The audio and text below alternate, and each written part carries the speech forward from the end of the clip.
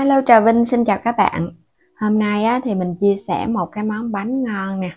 Bánh hấp được kết hợp với nhân thịt, mềm dẻo thơm ngon. Hôm nào mà lười nấu cơm hoặc là ngán ăn cơm thì các bạn cứ áp dụng thử cái món bánh này nha. Bây giờ mời các bạn mình cùng vào bếp để thực hiện luôn ha. Đầu tiên mình dùng ở đây là 50g bột bán nè, mình ngâm nước trước.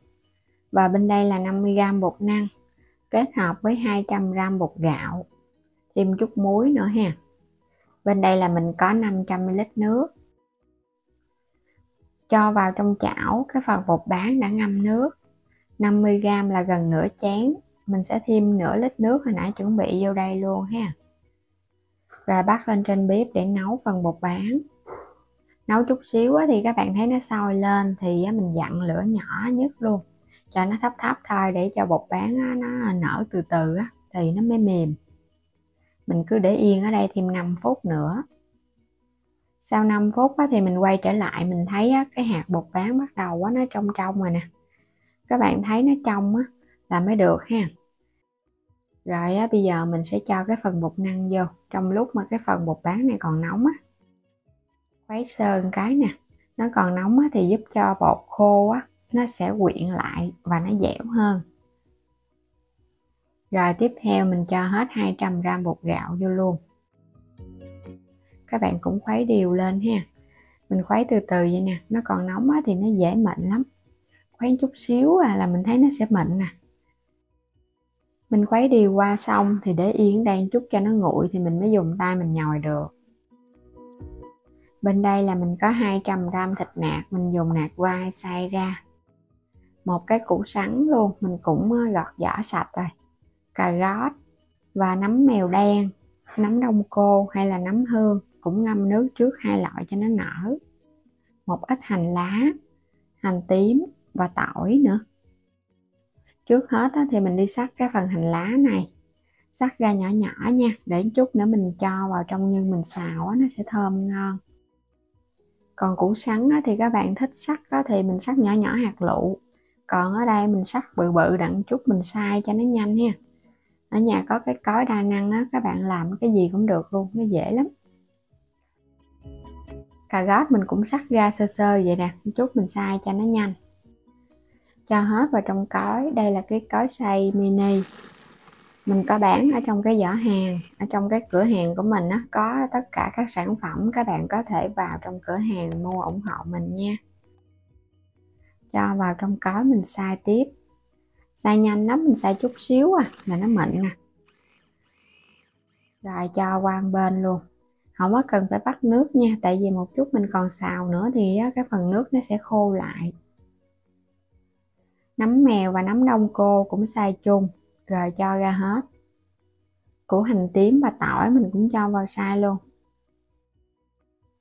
Rồi bây giờ cho phần muối vào trong bột này, hồi nãy quên Thêm vào trong đây khoảng 2 muỗng canh dầu ăn nữa. Rồi bột nó nguội rồi, bắt đầu mình nhồi được rồi. Các bạn nhồi vậy nào bột của mình nó dẻo mịn lắm. Trong cái bánh có thêm bột bán nó cũng lạ miệng. Nhồi chút xíu có dầu ăn nên là khối bột của mình nó mịn và nó không có bị dính đâu. Vậy là được rồi đó, để qua bên. Quay qua bên đây mình đi xào nhân ha. Cho hành tím và tỏi vô mình phi thơm trước đi, cho nó vàng. Tỏi bây giờ nó dậy cái mùi thơm rồi nè. Các bạn sẽ cho cái phần thịt nạc vô, xào ha. Xào thịt nạc heo với hành tỏi để mình cho tiếp cái phần củ vô.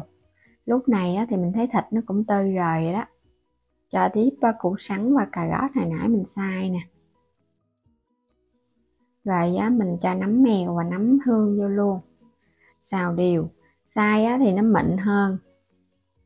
Thêm vào đây muỗng cà phê hạt nêm, muỗng canh đường, thêm chút xíu muối thôi, cùng với một muỗng canh dầu hào.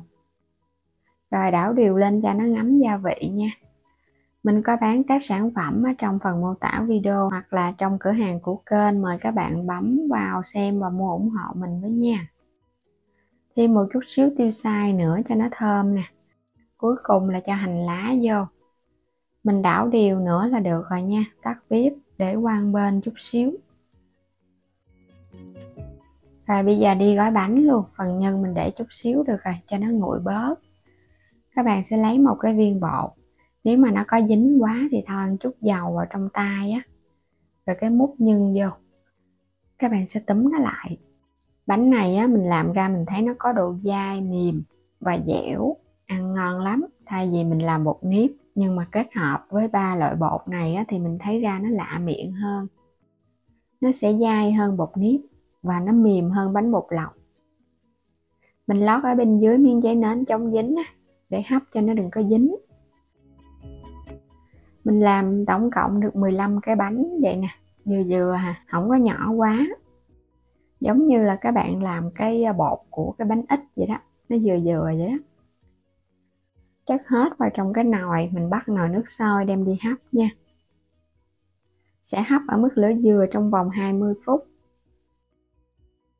Đủ thời gian là bánh nó chín nè, rồi tắt bếp luôn. Bột nó trong veo vậy là nó chín nè.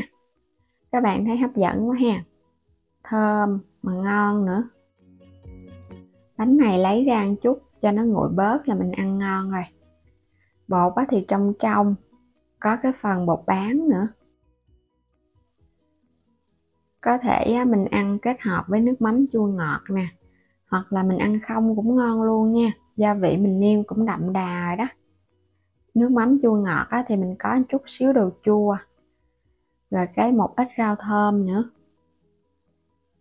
Vậy là món bánh đã hoàn hảo rồi. Ăn với rau và nước mắm thì nó không có ngán.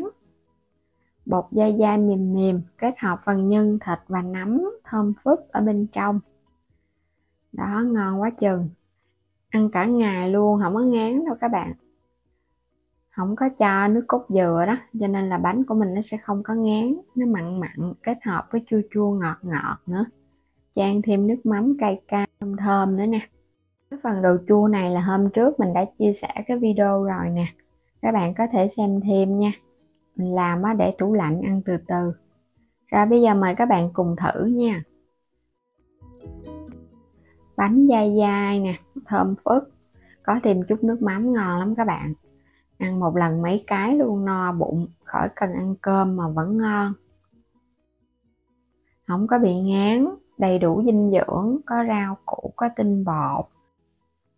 Hấp dẫn quá chừng luôn. Còn cái bánh này thì các bạn cứ để yên đi, mình ăn nguyên ngày vẫn ngon luôn ha. Còn qua ngày hôm sau thì nó sẽ hơi dai hơn chút, nhưng mà ăn vẫn ngon luôn. Bây giờ thì mình cảm ơn các bạn đã theo dõi hết video của mình. Chúc các bạn ngon miệng và vui lòng đăng ký kênh Alo Trà Vinh và Alo Trà Vinh 2 ủng hộ mình với nha. Xin chào tạm biệt và hẹn gặp lại các bạn ở video ngày mai.